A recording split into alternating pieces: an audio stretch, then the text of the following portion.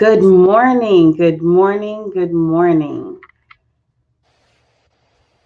I think we're live. So, good morning, everyone. I am Dr. Paula Johnson, and I have the honor and privilege of addressing you from San Antonio this morning. And I am the director of the IDRA EAC-South.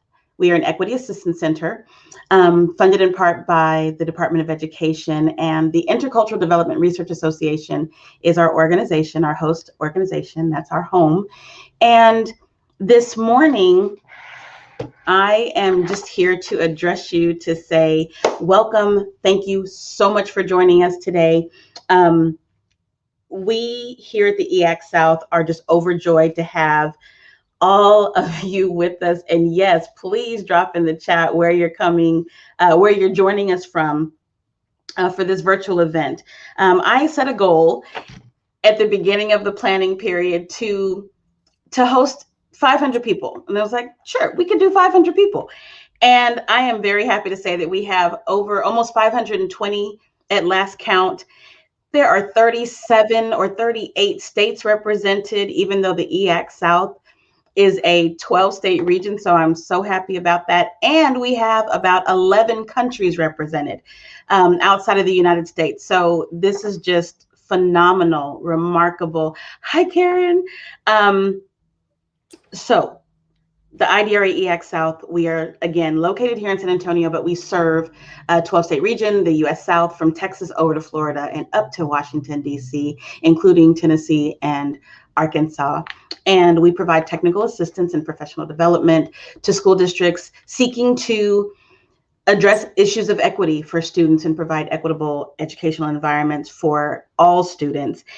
This year's theme, ReOpen, ReConnect, and ReClaim, was intentionally designed to challenge us to return to learning with a renewed mindset, focused on providing equitable and inclusive educational environments that embrace diversity for all students, teachers, parents, leaders, caregivers, and the community.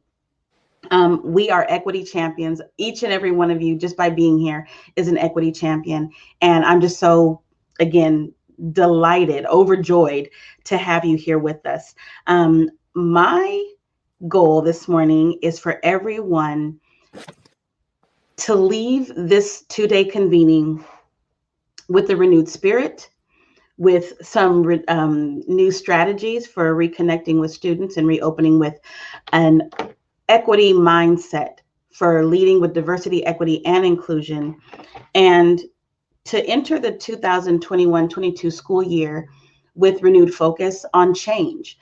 We should not return to school the way we left it in March of 2020.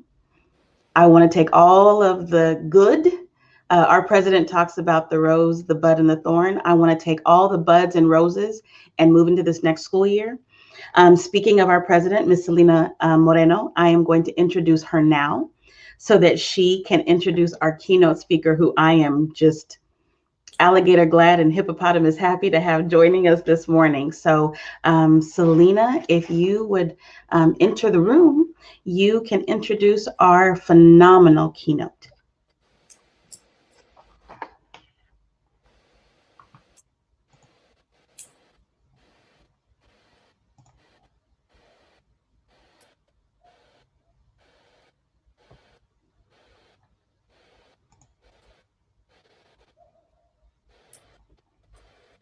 All the new things. This is the lesson, right? We pivot.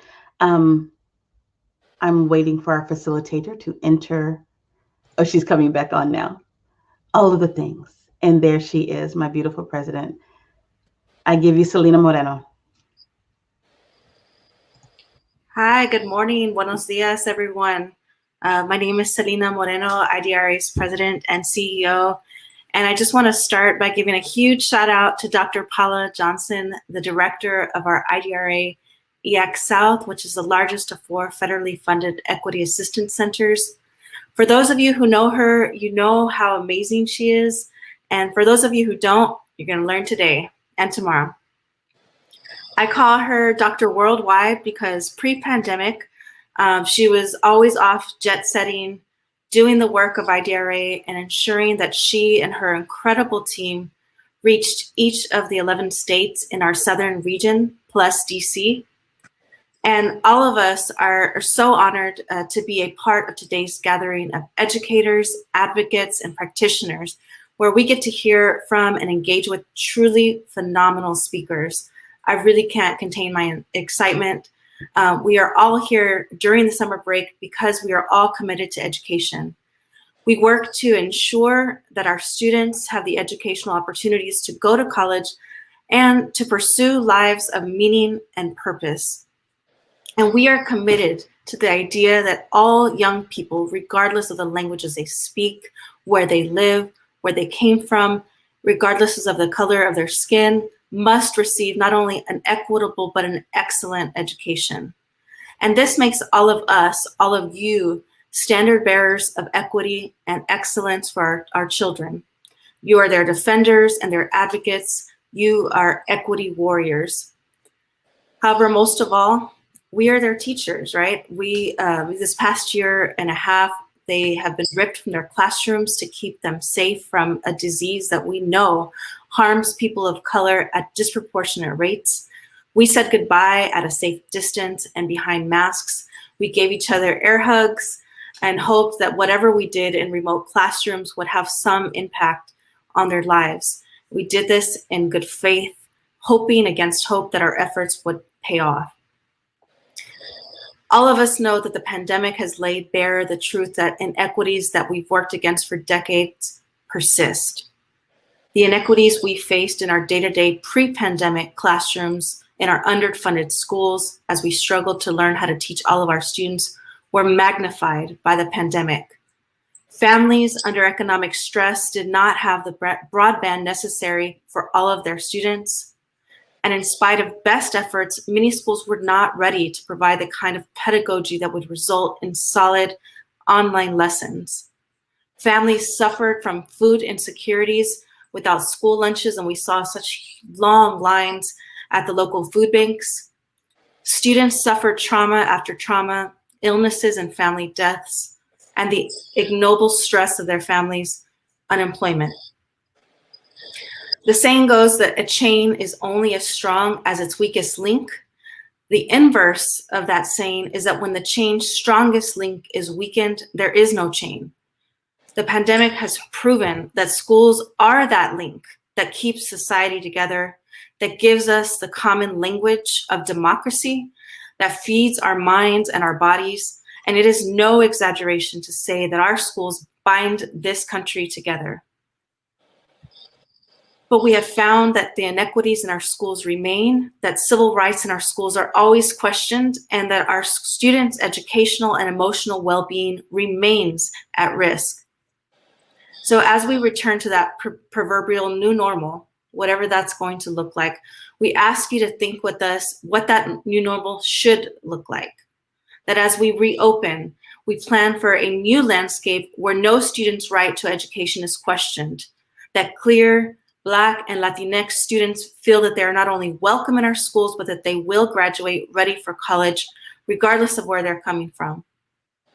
And that as we reconnect with our students, we prioritize student voices, that our curricula, our lessons, our personal interactions all reflect the idea that all students are leaders, that underrepresented voices will no longer be underrepresented, because we've come to understand that the ideas carried by those voices have changed and will change the world. We know how students have been such an instrumental source of power in all of these movements that have shaped who we are as a nation and a people. And our best selves, are these hopeful, optimistic selves that can embrace the possibility that all of our students are capable of success, and that all families bring assets and deserve respect. So we have to reclaim our best selves. We can't shy away from saying that all of our students' histories, be they Black, Latinx, Asian, or LGBTQ, are a part of the history that what we must all remember and uphold. We have to be a part of that solution that brings these voices to schools, and we must teach the truth, period.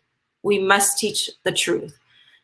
The truth found in our histories, so bitterly right now embroiled in controversy, has the power to bring us closer together as a country and as a people. And so I challenge all of us to think about these things as we participate in this conference.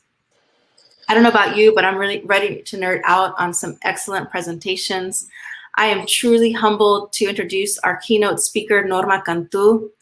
I first met her as a college student when she was the Assistant Secretary of Education for Civil Rights under President Clinton, and she became an instant shero of mine. She talked to our class of legislative interns about her 14 years leading the Southwest office of MALDEF, which is the Mexican American Legal Defense and Educational Fund, where she directed policy work and litigated key cases impacting school funding, disability rights, school discipline, and access to education for emergent bilingual students. When I assumed that same position at MALDEF 14 years later, she was right there to support. She was then and is still a learned professor of law and education at the University of Texas at Austin. And most recently, President Biden appointed her as the chair of the U.S. Commission on Civil Rights. And like the trailblazer Norma is, she's going to share some of her big plans to take the commission's show on the road and really breathe life into an agency that goes way beyond the Beltway. Norma jokes that she is the Latina Forrest Gump because she has met all the presidents and done all the things, and she's never far from the action. Just 1 year out of law school, she was a baby lawyer on the trial team for Plyler v. Doe, which many of you know is a landmark 1981 case that was tried by MALDEF, in which IDRA provided expert testimony, and that we all know said that undocumented students could not be denied a free K-12 public education.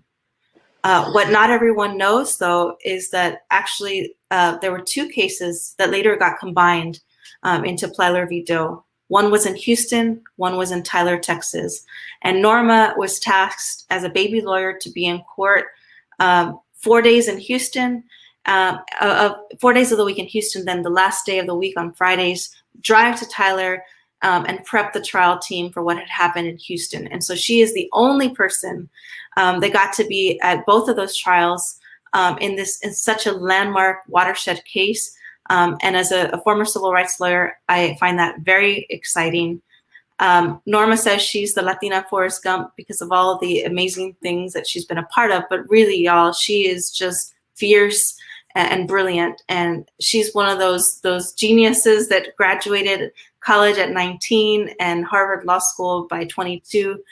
But what I most admire is her humor and her wisdom and her wit, and the superpowers that she has that go far beyond her degrees and her positions. The last time I saw her in North Carolina for a roundtable of renowned scholars and advocates across the U.S. South, she outshined everyone. We had to do an impromptu presentation of our breakout groups, and she flawlessly did this by weaving in Broadway musicals to all of the themes discussed by her group. And that's the kind of a creative thinker that she is. So I know y'all are going to enjoy and be energized by her today. Norma, thank you so much for being so generous with your time and your mentorship, and for showing us how to be a fierce defender of student civil rights. Thank you. Thank you. Thank you so much. Okay, so we're going to finish on time, Selena, and that's 10:30 Central? Yes. And I'm going to leave a little bit of time for Q&A. Yes, and Paula, if Paula's there, she will help facilitate that. Yeah, jump in and tell me that leave 10, 15 minutes, because I'm going to try. My family is from Mexico, but I'm going to speak like a Puerto Rican or a Dominican, and I'm going to talk fast. Okay? All right, here we go. The rest of the introduction is that I'm from Brownsville, Texas. I'm the oldest of 6 children. My mother went to college when I was in high school, and so we are in the same college yearbook.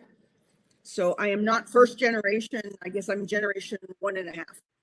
The disclaimer is that today I'm not talking about the U.S. Commission on Civil Rights as a formal presentation. For me to really give you everything that we're doing at the U.S. Commission on Civil Rights, it would take a lot longer than I have. But I'm going to give you an overview of why they're a resource to you and why everyone in not just these 11 states, but all 51 plus the 5 territories should be in contact with us. Okay. Background in education. I taught high school, I taught at middle school, and for 1 year worked for the Attorney General Office in Texas as a nursing home investigator. So my work day used to start at midnight. So I'm gonna move past that and tell you the case that you all know about in education is interesting. But I got to be on the tail end of a voting case called White versus Register. And that is where the state of Texas said it did not have to follow the Federal Voting Rights Act because it didn't belong to the South. It didn't have any laws affecting slaves. It didn't have anything to do with the Confederacy. It lied, it lied, it lied. And the U.S. Supreme Court had to issue a ruling that Texas was geographically, politically, and legally aligned with all of the southern states, and therefore had to follow the Federal Voting Rights Act. That case is White versus Register, and it's a case that is still good law. So those of you in the South, keep in mind that we have federal Supreme Court decisions that affect elections by district and affect the federal voting rights laws that our students as voters should also be protected by. Okay, what's my vision for the U.S. Commission on Civil Rights? I've only been there a few months. In the next few months, we'll be designing a strategic plan for that agency. What I have found is that it's small but mighty. There are 41 career employees. That's it. At the Office for Civil Rights, I had 800 employees, and 100 of them were attorneys. Okay, so this is a big difference.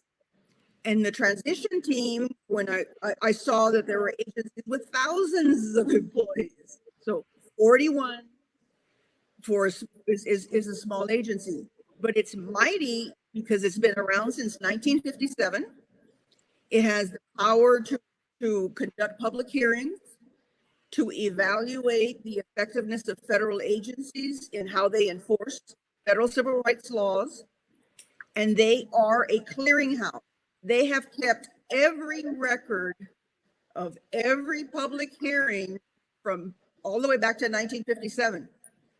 I haven't been in the office. I'm kind of afraid that when I get there, it's going to look like an episode from Hoarders, but they've kept everything. And that was beautiful because what they've been doing is 40-year anniversaries, 50-year anniversaries, and 60-year anniversaries. And we get to compare what it was like then to how it's like now. My vision for that agency is that we can match what IDRA did when it was being led by Dr. Cardenas and Dr. Cardenas, Ramirez. When in the 80s, I was invited by Dr. Jose Cardenas to sit on his management team. So I got to sit with Bambi Cardenas and Albert Cortez and Gloria Zamora, all those wonderful heroes that worked at IDRA in the 1980s. What I learned from their vision is 3 things. Educational equity for all students. I learned from them early access to education. And I learned that high quality education must always lead to high quality jobs for everyone. Those 3 pieces are going to guide me as the U.S. Commission on Civil Rights looks at education and health and voting and immigration and all of the different federal civil rights laws. The major changes is that back in 1980, when we would have a staff meeting and the different directors would talk at IDRA, is we would talk about bilingual ed, school desegregation, educational funding, teacher shortages, ethnic harassment, and dropouts. Today, we don't sit by ourselves in one agency or in one silo and think that we're the only ones who are looking out for ethnic minorities or language minorities, because back then our partners were Department of Justice and TRLA and MALDEF and the Center for Law and Ed and maybe one or two law firms. Today, IDRA, the EAC, you all are not in a silo. You are connected to allies and partners around the world. And that change is what gives me hope that the impact that you've already had is going to be multiplied exponentially. For those of you who are not math majors, and I'm not, exponentially means that it doesn't just double, the doubling doubles and the doubling doubles, so that if you had a graph with a curve, the curve would rise straight up into the air.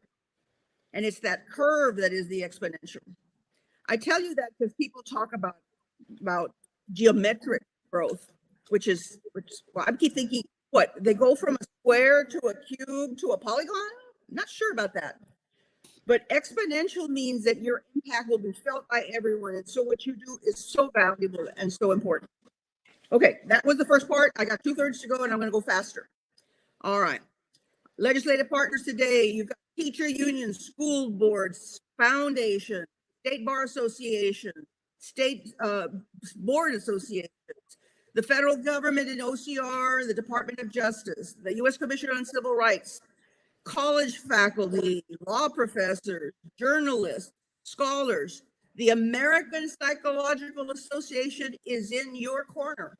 Just a couple of weeks ago, they said that racial and ethnic harassment as a hate crime caused traumatic mental health conditions. And they committed themselves to help young people and people of all ages who have been victims. But they also said that racial discrimination harms the people who witnessed it and harms the people who committed it, who have a distorted false view of reality and also require therapy and mental assistance. So there we go. We're in a different time, but we're not in a silo. We have the internet and we have many, many more partners. Okay, so what are the legal issues? I mean, I listed like 6 last time. Let me just use Texas as an example. What Texas has just passed in legislation is very similar to what's happening in the rest of the South. Yes, Texas is part of the South, but it's also really similar because there's a National Association of State Legislators, and they share notes. So what one state in Florida is trying to do, Texas also tries to do. What they try to do in Ohio, they try to do in New Jersey, because everyone is not in a silo anymore. So I'm going to use Texas as an example of what to look out for and what you and your partners can be aware of, that it's changing. Okay. New legislation, school finance now includes COVID recovery. So look for legislation in your state about funding, appropriations, and rules, because that issue is legislated now at the state level. I know the federal government is doing everything they can to pass an infrastructure bill in the trillions. Okay, each state is doing something too in anticipation that they're getting some money or they have to put in some of their own money. In Texas, the foundation school program is like the basic program for the minimum that we need to have. And that's where our state legislators have parked increases in order to protect the money from being diverted or spent for a purpose other than legislation, other than education. So look for that in your state. If you see increases in the state budget, are they parked in a place where your school districts and your students can continue to have access? And they have made changes in the school elections laws So be aware that in Texas it'll be a criminal offense to not vote under the new rules, and they're going to be giving new deadlines for when you report someone who's deceased. They're going to they have regular rules about early voting, tracking who's having early voting, which school districts allow for early voting, and they want more confirmation of residents, which will impact a more mobile community like new immigrants or Latinos. Like, immigrants still cannot vote. In some other states, they've tried to do that. Texas has never tried to do that, and I'm not aware of anyone in the South that's tried to do that. But they're given more authority to poll watchers, and so look out for that in your states. If you can't find it on your own, remember you have allies in other groups like IDRA, Maldiv, ACLU. All these groups can help you find things. Boards are now required to report online any changes they're making, and they have to do it in English and Spanish. So changes on elections, they've got to post them. Changes on rules, they've got to post them. And technology is now funded as a broadband development office. And the problem is that these funds are limited. We're going to run out of them, and we're still a digital divide. The digital divide was not an issue back in the 80s, what it used to be with Dr. Garza. The infrastructure for technology, the board policies about access to technology have new legislation, even legislation on boards having policies on the use of digital devices by students. Cybersecurity is going to be mandated by law that school boards are responsible for managing that. And they even talk about drones being used by school security or even private individuals who are flying drones over school facilities. Goodness sakes, we never thought about this back in the 80s, but now it's on our agenda of things to worry about. Okay, I'm almost done with this section. Personnel and students. Personnel has changed because we now permit a lot more rehiring of retirees to come back and help with curtailing the learning losses of students. And they're giving a lot more leave for personnel, like quarantine leave, for mental health leave. Those kinds of things are going through a change because of what happened with COVID. The virtual education, learning pods, residential programs for students with discipline issues, all are being closely watched and legislated. And finally, they're using the language of emergent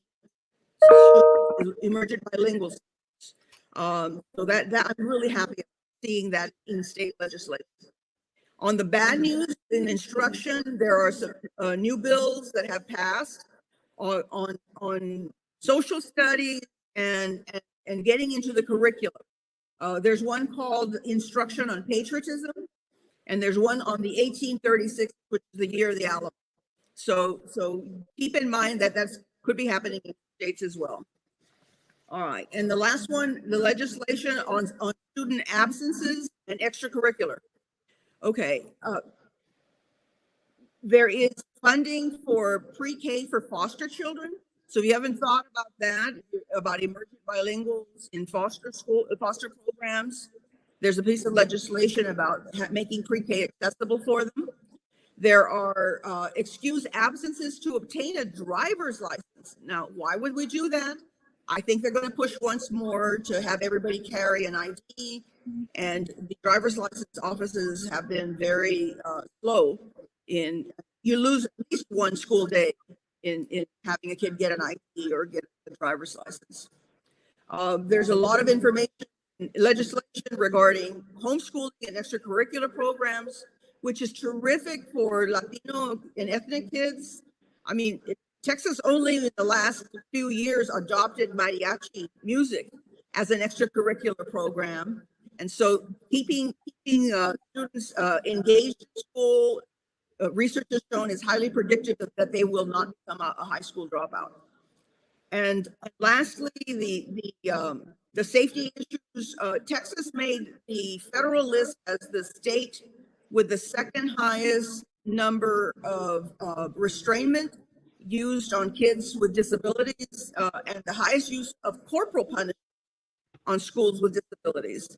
In some of your states, they may not use corporal punishment at all, but in the South, there is a disproportionate number of states, and Texas is typical of using corporal punishment, including kids who may have autism, where corporal punishment is, in most cases, where the doctors tell you it's not going to change the behavior that you want to see change. And finally, gotta end on a note that's got to give Selena a smile, give everybody else a smile. Texas got into the discussion about the use of THC for treatment. So last session they said that 0.5% was the limit for how much pot, how much THC would be in the doctor's prescription. They doubled it to a full 1%. And so Texas is marching slowly towards treating people with various conditions, including post-traumatic stress, epilepsy, multiple sclerosis, autism, cancer, and others. So what I'm closing with is that it's been a very interesting year. That safety was at the top of the list. There were 15 bills on firearms.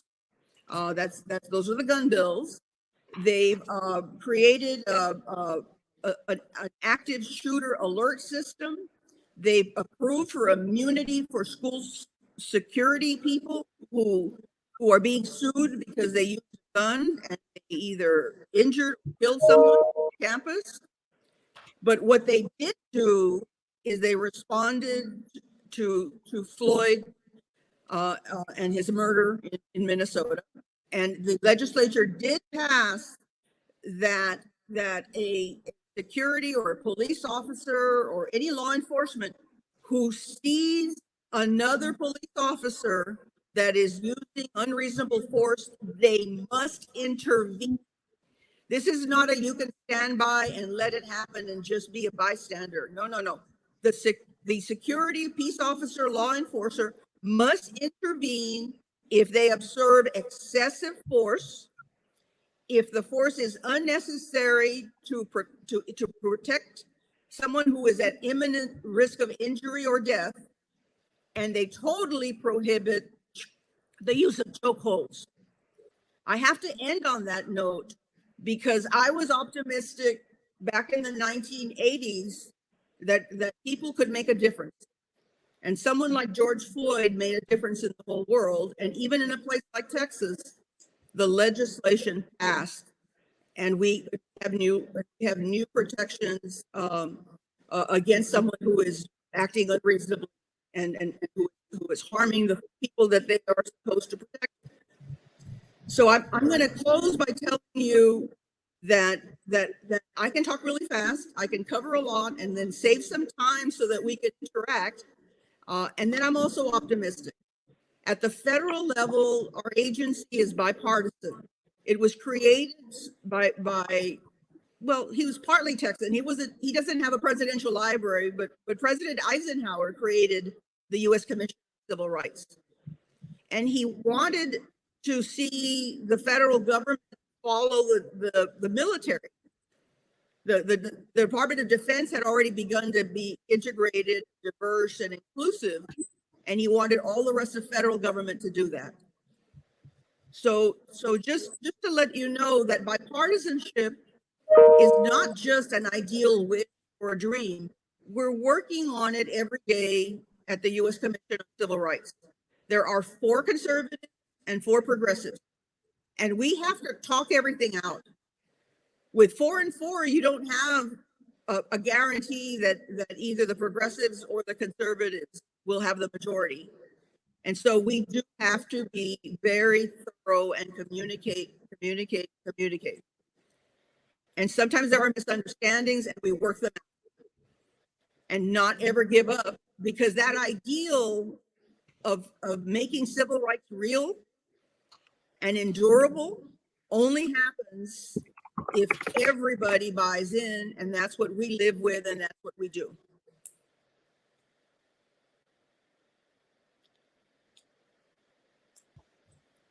Thank you so much, Norma, for sharing that. And I know that people will have questions for you. I'm going to turn it back over to Dr. Paula Johnson to facilitate that. But just we really appreciate you sharing your vision and experience. Particularly, we know how far we have come, but how far we need to go in terms of education, civil rights. So thank you so much. Thank you. Thank you so much, Ms. Cantu. We are just so amazingly blessed to have you here with us today. And we actually have a little bit of time, about 10 minutes or so. So for you who have all joined us this morning, if you have a question for Ms. Cantu, please drop it in the chat and we will try to get through as many of them as we can before our next segment of the opening session. I also want to point you to, if one of the IDRA IDRITAs, as we call ourselves, if you would drop, the hashtag equity gadfly. That's our hashtag, and Selena may talk about that later on. But Ms. Cantu, the first question we have is, you keep mentioning bilingual education. Does this apply to Hispanics only? Florida, where I am, has Haitian Creoles as well as Hispanic students. So bilingual education started in Massachusetts, and at that time they were looking at people who were Spanish speaking only, but it has grown into all languages where the home language other than English. And each state passes its own laws as to how it wants to address the needs of emergent bilingual students who could be Hispanic, could be Black, could be white. Now you've just reminded me that I wanted to give a shout out to the territories. A month ago, the commission received a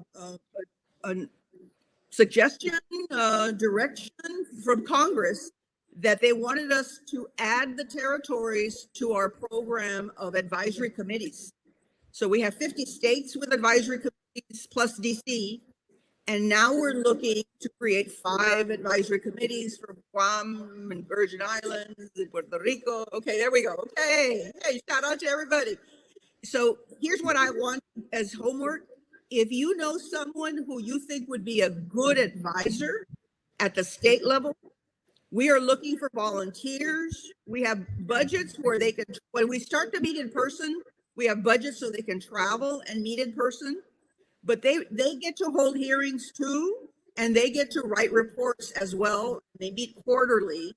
So you get to meet people from different backgrounds, from your own state or territory, and you get to discuss what's happening in your own backyard. So those, you want to apply, you self-nominate on the website. It's usccr.gov. Okay?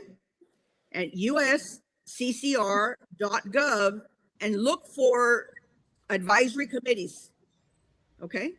And the application is online, and we're taking applications right now. It's a 4-year term. We have term limits of 12 because people don't want to leave. So that says good things about the experiences they're getting on that advisory committee. Thank you so much. We do have a question from Karen Veras. How do you suggest we create an understanding that equity still needs to be addressed in a diverse school system that is highly segregated? Okay. I did segregation, and there are schools that used to be under court order, and then they made some improvements and were released from that court order, and now they have to make their own decisions and they have to make good choices. In those schools, like to see that they follow the state and federal laws, because if you do that, that's 90% of it. In Texas, we have state laws about community participation in all committees. And so that there needs to be parental involvement in the major committees, including drawing the strategic plans for local schools. So equity and inclusiveness begins with participating on committees, but being an active participator. We don't want someone to sign up who doesn't have the time and then they don't show up. So you have to make that decision, that choice, that this is where your time is going to go. And I love it because in some schools, they get sued and someone comes in from out of state and settles, and then they go away. And the kids learn that mom found a lawyer, but the kids don't see mom as the one who solved the problem. So what is needed is for the local parents to be very active, and if they want to go into a parent training program, check with the IDRA and check with your partners. There are parent training programs available.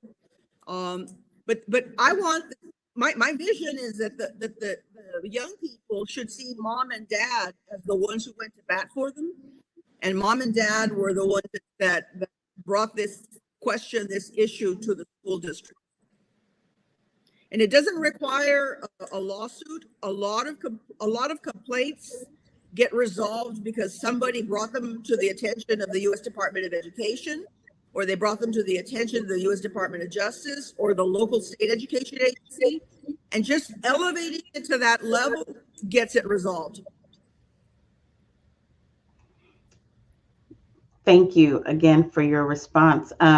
We have a question from Hector Bajorquez, our beloved Director of Operations here at IDRA, and he says, we have obviously seen situations where there are differences in priorities between administrations. What can we do so there is continuity concerning the Office of Civil Rights in education, regardless of who is in administration? Well, the court system is supposed to be the checks and balances on the federal agency enforcement, and so is Congress and the Senate. So we have two bodies that we have influence upon. If you're not an attorney and you think I can't get involved in lawsuits, you can get involved as an educator or as a policy person by submitting an amicus brief, and those briefs do fill in the gaps and fill in the understanding for the courts. Also, you can support those folks who are litigating, either as an expert or with donations. And then finally, there are people who don't leave when an election happens. Those are the career people. And the career people are committed to following the law. During the transition team, they presented to me, and I got to learn a whole lot about how important career people are. So consider applying for a federal job too.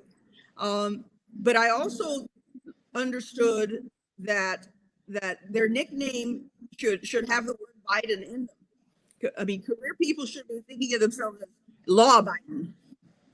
And so with that pun, I think everyone should think of themselves as law Biden, because it does break the law when you put politics before what the law is.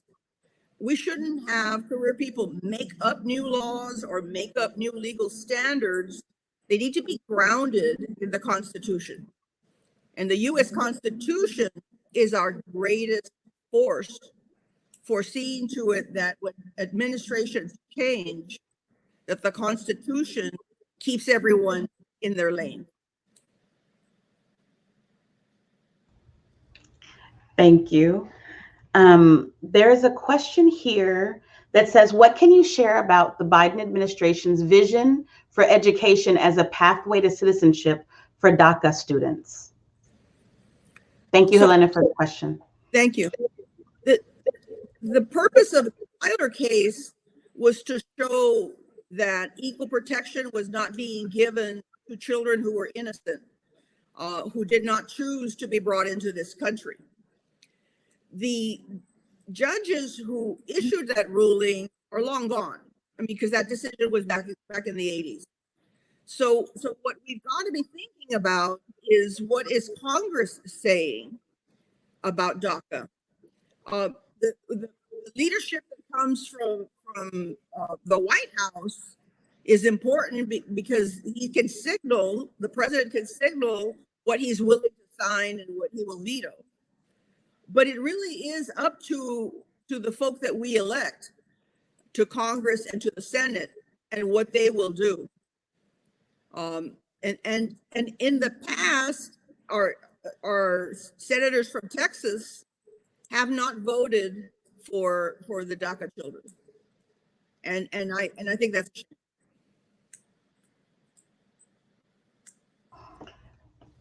Thank you so much.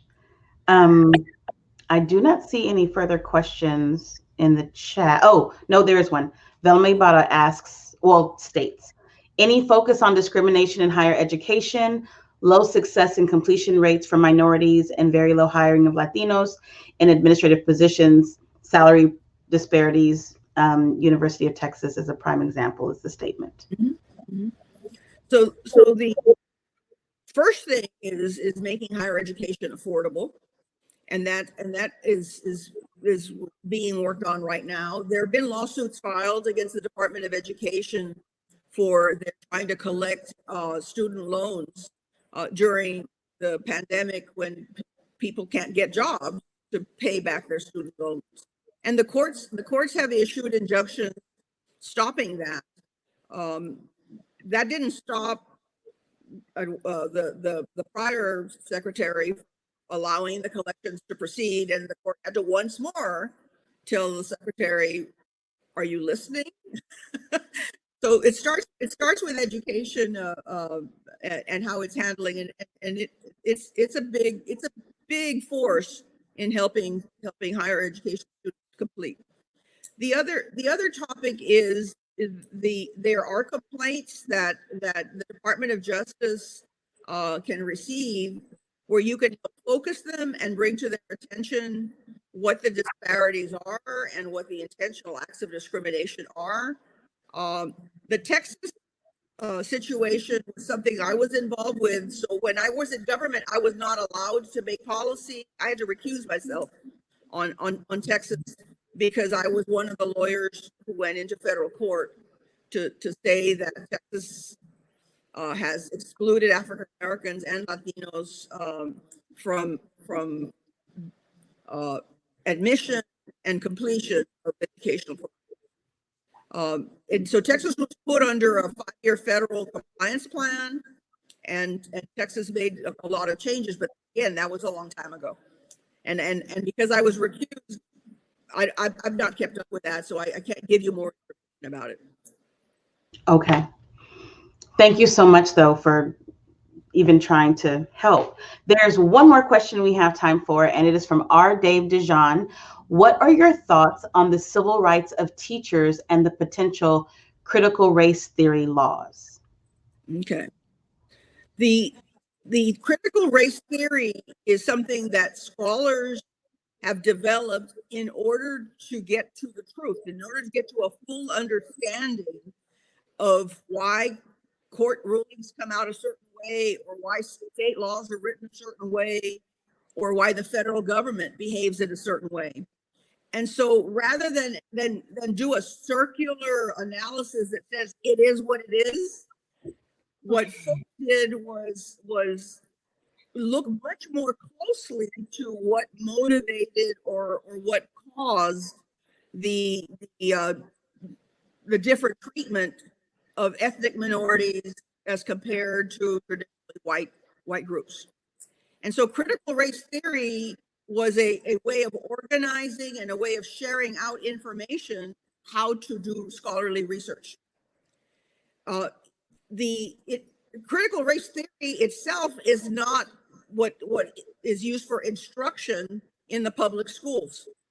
So the curriculum and the instruction in public schools is developed from people providing comment to the State Board of Education to go through a process of vetting of proposed school books.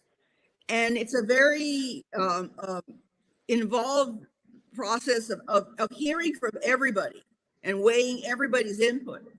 But critical race theory really is divorced and on a separate track of where scholars who are developing it are getting closer and closer to revealing more about why we have the divide in treatment that we have today. Thank you so much. I know that that is a question or a conversation that is happening across the country. So thank you for your insight on that. I want to thank you again. I wish you guys could really understand how amazing this is. If you don't already, it just is. And so, and yes, Karen Vera says, thank you so much for clarifying that. So much misinformation surrounding CRT. And we know that. And that being said, we are going to move into some scholarship that provides some context for the convening and for the way we will enter school this year. And so a virtual round of applause for Ms. Cantu and Ms. Moreno. Thank you so much for joining us this morning. And I'm going to now move into my introduction of our second speaker for the morning. Thank you so much, Norma. Thank you.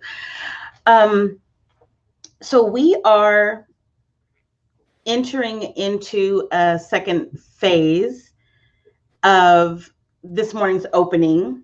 And I see that Ray Johnson is raising their hand, but I'm not sure if that's a question or not. So I'm going to move forward with our next session. I am going to be introducing some video segments throughout the convening.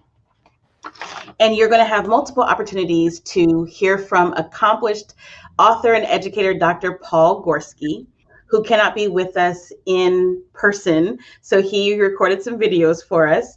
He is the founder of the Equity Literacy Institute, and he has over 20 years of experience helping educators, nonprofits, and others strengthen their equity efforts in 48 states and a dozen countries. So without further ado, here is Dr. Gorski.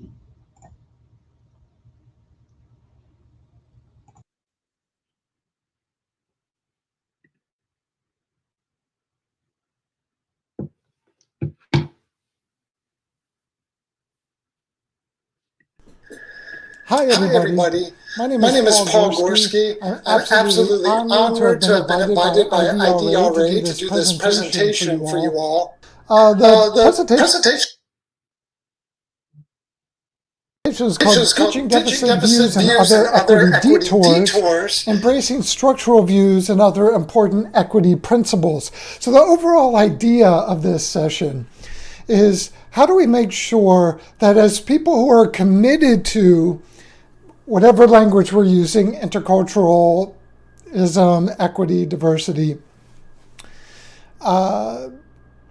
that as people who are committed to that, we are ensuring that the work we're doing in the name of it is as transformative and as high integrity as possible. And what really excites me about having been invited to do this session, and thank you so much for the invitation to do this, it's an amazing honor, is in a way this gets me back to my roots, because although now I think of my work more in terms of equity and social justice, and that's the language I use, when I came into this work, originally the frameworks that I was sort of brought into this work through were multicultural education and intercultural education. But the key was that there are versions of these things that are very equity and justice based. And there are versions of these things that are very fluffy and that I would actually argue and will argue perpetuate inequity and injustice. So part of the argument that I want to make is that interculturalism, we need a framework for it that really puts equity and justice at the center of the conversation, rather than a framework that is built in essence so that people can avoid matters of equity and justice, matters of racism, transphobia, heterosexism, economic injustice, power relationships, and those sorts of things. If there's one big criticism I've had over the years, and you can look up articles I've written about this and that sort of thing, around the sort of intercultural communication, intercultural education, is that although there are people in those fields and disciplines that very much do put equity and justice at the center of the conversation, there are also a lot of people who are very resistant, who actually have embraced interculturalism as a framework because it gets them off the hook of looking seriously at something like institutionalized racism. So this is what my argument is going to be. How do we make sure that we're not following these sort of detours around matters of equity and justice? And what are some basic principles that we can embrace to make sure that we're putting equity and justice at the center of the conversation? Now, I want to start the first part of this. This is going to be broken up into 4 sections. Each are going to be 10 to 15 minutes long. This section, I want to start with a quote by Martin Luther King Jr. This comes from the letter from Birmingham jail. And if you haven't read the letter from Birmingham jail, I really encourage you to read it. It's critically important as a piece of social justice literature. But sort of the scene here is that King is sitting in Birmingham jail and he's frustrated. He's not, at this moment, he's not especially frustrated with the rabid racists.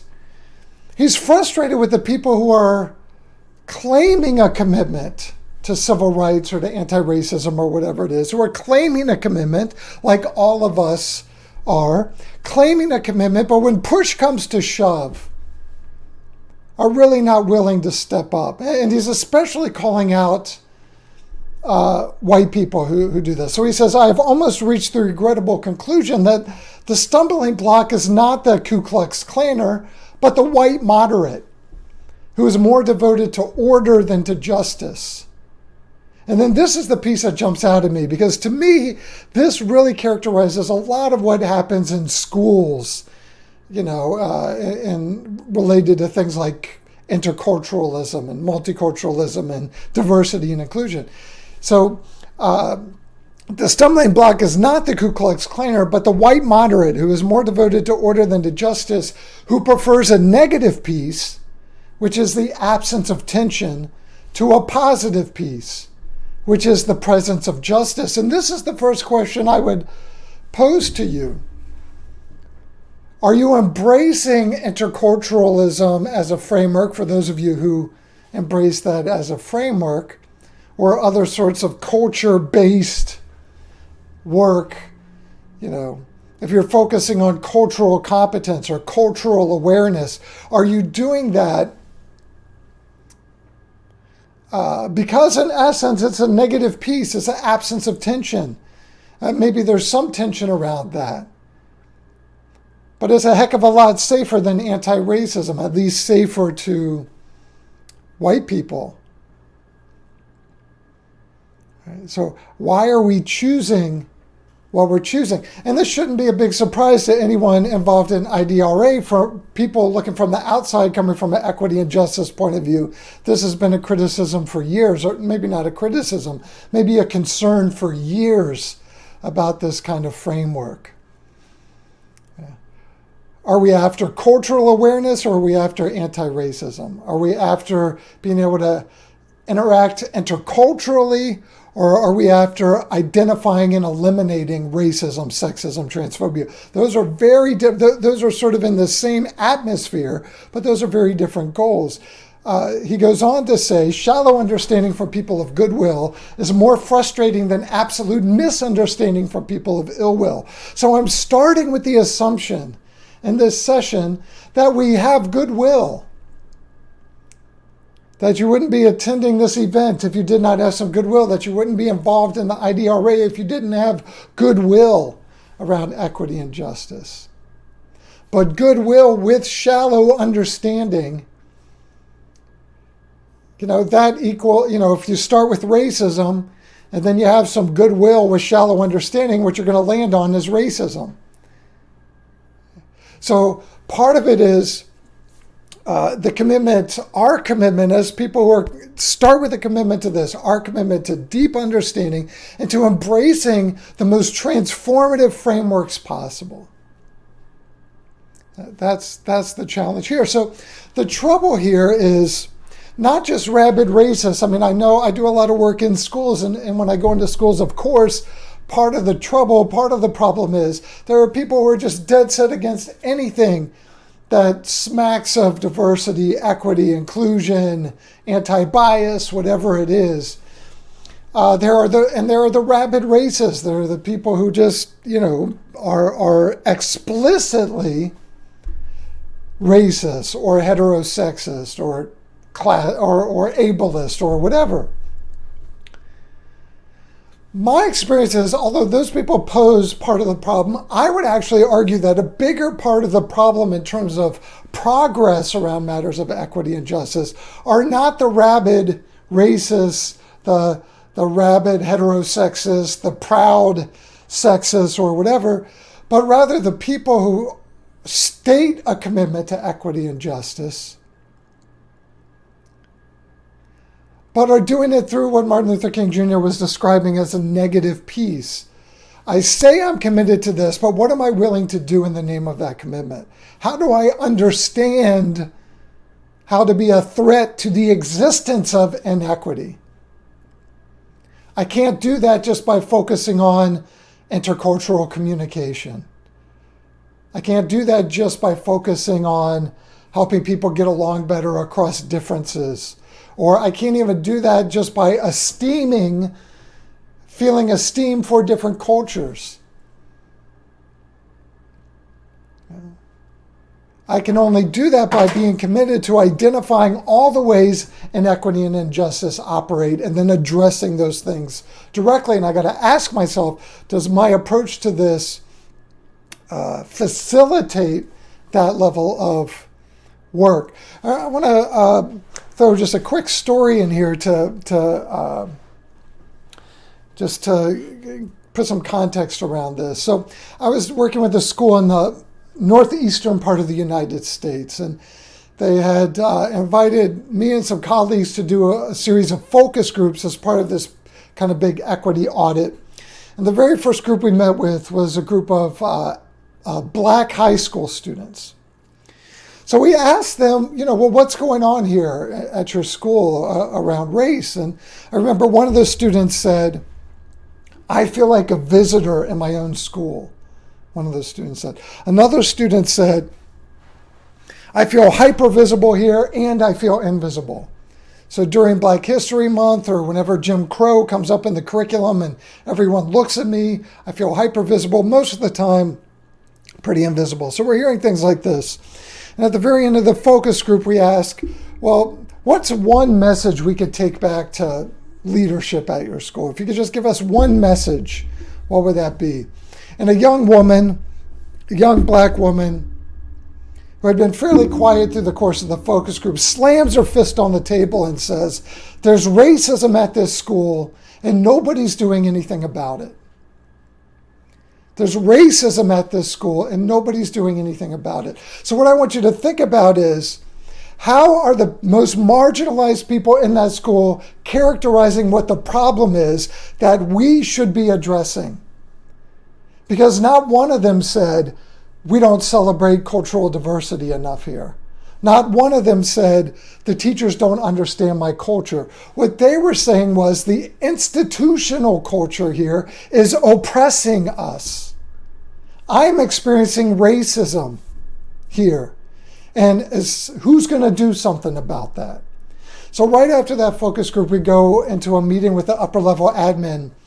And, we pose the same question to them. What do you all think is going on here around race? Everyone around the table, there was one person of color around the table, one BIPOC, and then the rest were white people. The principal, middle-aged white man, not unlike myself, So we pose this question, what's going on here around race? And the principal is wearing this diversity tie.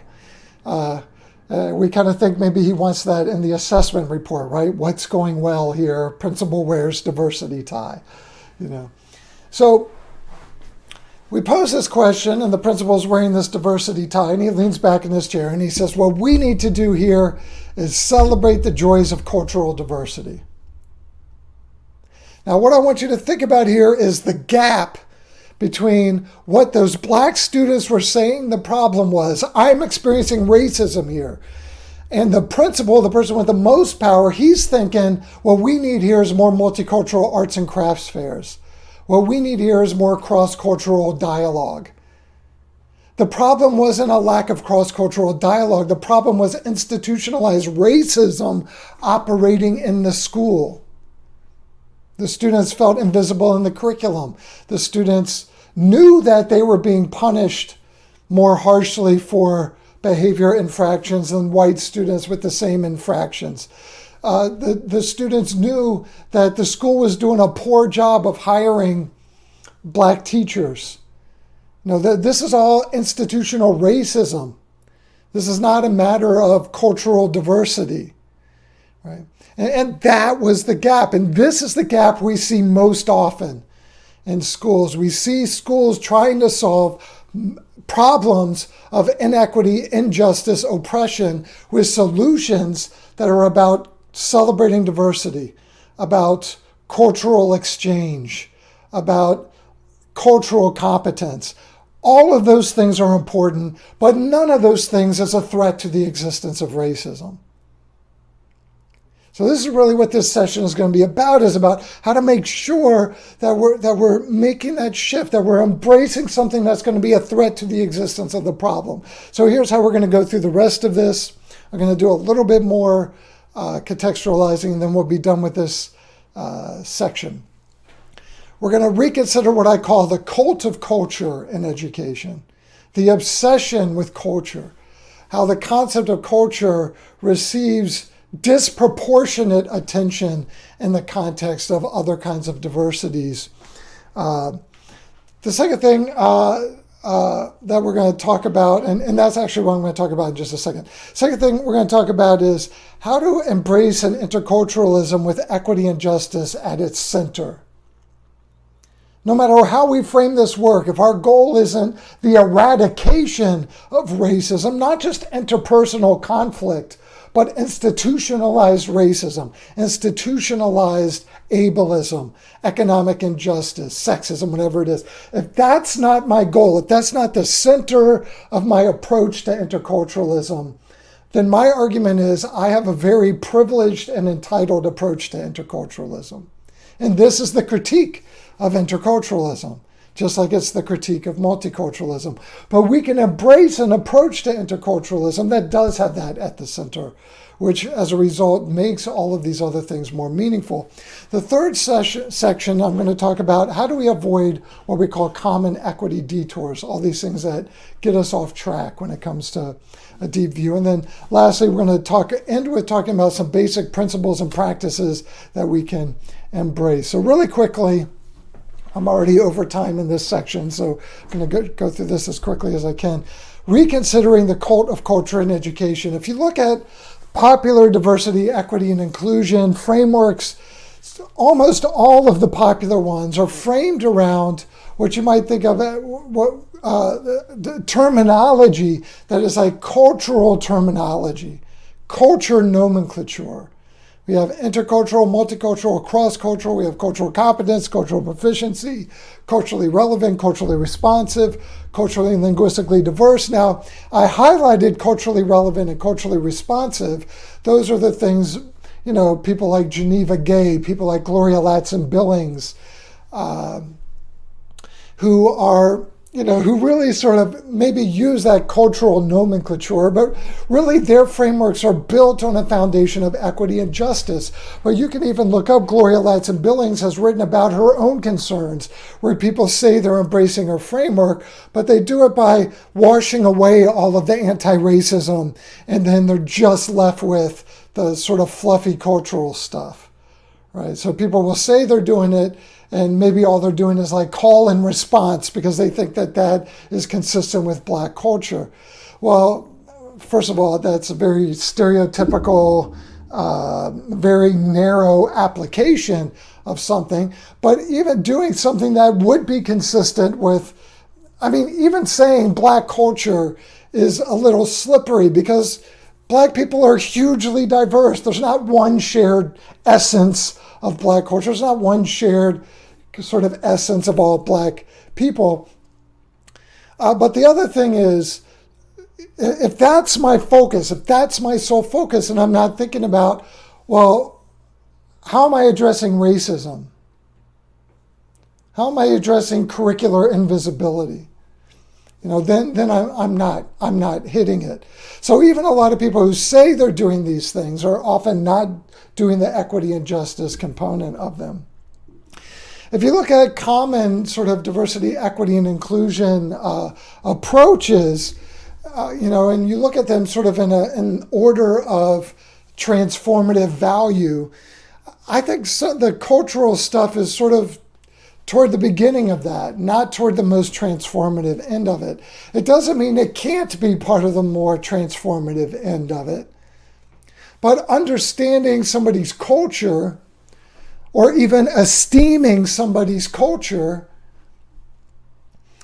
is not the same as understanding the institutional mechanisms that marginalize that person and addressing those mechanisms. That's a whole other set of knowledge and skills. And my fear is that a lot of the gravitation toward things like intercultural, multicultural, cultural competence, a lot of the gravitation towards those things is because it's a workaround from a direct confrontation with things like racism as it operates in schools, or sexism or heterosexism. So I want to end this section just by talking about a few what I call culture cautions. One is cultural competence and cultural sensitivity are not the same as equity and justice. Like I just said, I can be familiar with Mexican American culture. And again, even that is, in a way, is kind of a farce because Mexican Americans are hugely diverse. There's cultural conflict within Mexico. Right? So, so it's, the way we talk about these things are often overly simplistic. So one of the shifts we have to make is from thinking about culture just in terms of interpersonal stuff to thinking about institutional culture, institutional policy, institutional practice. So if I'm relying on cultural competence, I might say, okay, well, maybe I understand a little bit better how to communicate with this person from this culture. But that's not the same as being able to transform conditions that are marginalizing that person. Okay. Another culture caution is that in the end, racism, heterosexism, transphobia, ableism, these things are not cultural issues. And they cannot be solved with cultural solutions. Maybe institutional culture, but not individual culture. These are power and oppression issues and can only ultimately be solved by a redistribution of power, by a critical analysis of all the ways oppression is operating and addressing those directly. So again, if your version of this does not have at its center an accounting for all of the ways racism is operating in your institution, of all of the ways sexism and ableism and heterosexism and transphobia and Islamophobia, if it's not built on an understanding and a willingness to name all the ways those things are operating, then what you have there is a very privileged approach. What you have there is an approach that creates the illusion of movement, but in the end is not really a threat to the existence of the underlying issue, which is inequity and injustice. We also have to remember the diversity within diversity. I've already mentioned this, but part of the problem with some intercultural models is this notion that here are the things you need to know about Mexican Americans, here are the things you need to know about African Americans, here are the things you need to know. And all of these groups, as I said, are hugely diverse groups of people. So we have to be careful about, here is this group's communication style. That's just completely bogus. It's just completely bogus, but it's a very popular way of thinking about these things. Finally, in the end, the question is not how culturally diverse are we or how cultural aware are we. The question is, how equitable and just are we? How anti-racist, anti-sexist. And that's why, these kinds of surveys that are just about getting at people's intercultural awareness and say, well, that's a good starting tool. But the real question is, because I can be culturally aware and racist at the same time. I can understand how to interact with people differently. I can understand a little bit about different cultures. That doesn't mean that I don't still have a deficit view of people who are part of different identity groups. So an intercultural approach that dances around these questions, focusing instead on softer goals like cultural awareness, is among the biggest barriers to equity and justice. I've been doing this work for 25 years, and I could tell you when I go into schools, this is one of the biggest barriers. This is one of the biggest barriers. Are approaches that are soft and fluffy and feel good to people who are part of privileged groups but do not move the needle. And at some point you have to look at it and say, well, it looks like this was created to create the illusion of moving the needle when we're not actually moving the needle. So what are we committed to? So what do we want? We want an interculturalism rooted first and foremost in a commitment to equity and justice. We want a cultivation of equity and justice, knowledge and skills, not just cultural awareness or reflectiveness. What we want is what we call the abilities of equity literacy, and I will talk about that in just a moment. So I'm going to pause here, and then we'll jump into the next session a little bit later.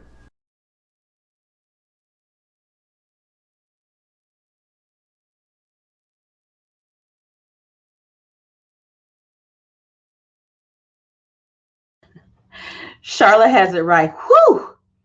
Like, I cannot believe I have to speak after that. And I'm glad that it's very short. Ooh, Dr. Gorski just put me out.